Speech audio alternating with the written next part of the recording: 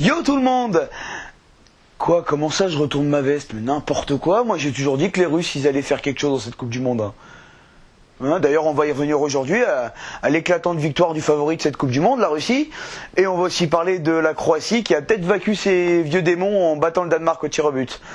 Le 3M CDM qui parle des 3e et 4e huitièmes de finale de cette Coupe du Monde, c'est parti!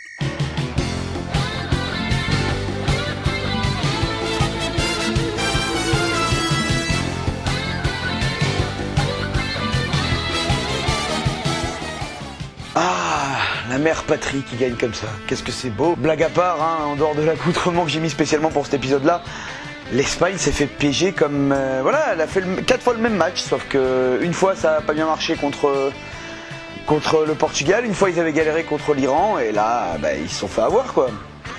Qu'est-ce que c'est physique la Russie? S'il y a bien un truc qu'on peut leur reconnaître, c'est pas le football, parce que là, globalement, l'équipe qui joue au foot, elle a perdu. Mais c'est ce physique-là quoi. S'ils restent à ce niveau-là et qu'ils continuent à être ordonnés, ouais. Par contre, ils auront peut-être pas toujours des mains de volleyeurs. La spéciale Ngapet là de Monsieur Piqué, ils l'auront peut-être pas tous les matchs. Donc il va falloir quand même se créer des occasions à un moment ou à un autre. Un tir cadré dans le match et le penalty. Est-ce que ce sera suffisant pour être champion du monde? Je ne sais pas. Mais je préfère pas me prononcer sur le reste du parcours. Le pays organisateur est en quart. Moi je m'y attendais pas du tout, mais bon, c'est pas grave. Comme vous le voyez, j'ai une faculté d'adaptation assez... réactive. Après l'Allemagne, on perd l'Espagne. Il fait pas beau pour les équipes qui forment des techniciens et des beaux joueurs de ballon. Au moins, ce soir, la Croatie a rectifié un petit peu le tir. Et c'est tant mieux. Croatie-Danemark, à peu près le même scénario du match de l'Espagne, un partout. Et à deuxième mi-temps, tout le monde se regarde, avec la peur de se faire surprendre. Et au final, ça va au bout des prolongues. Et les Croates... putain, Modric quoi. Quand je dis que les Croates ont du mal quand ils arrivent à des échéances éliminatoires, là c'est un cas précis et concret quoi. Le mec a un penalty à mettre pour tuer le match et il le met pas quoi. Bon, par contre c'était n'importe quoi cette séance de tir au but. 10 tirs au but tirés, 7 arrêtés. Tout va bien.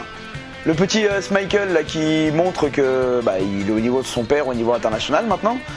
Et surtout Subasic qui est vraiment responsable du but, qui là se rattrape et qui fait quand même des beaux arrêts avec ses jambes alors que c'est les jambes qui ont foiré sur le but. Encore l'un des paradoxes de ce fameux poste de gardien si particulier. Là la Croatie maintenant qu'ils ont passé ce cap-là, peut-être que ça va leur sourire et qu'ils peuvent viser plus haut, avec un petit peu d'ambition.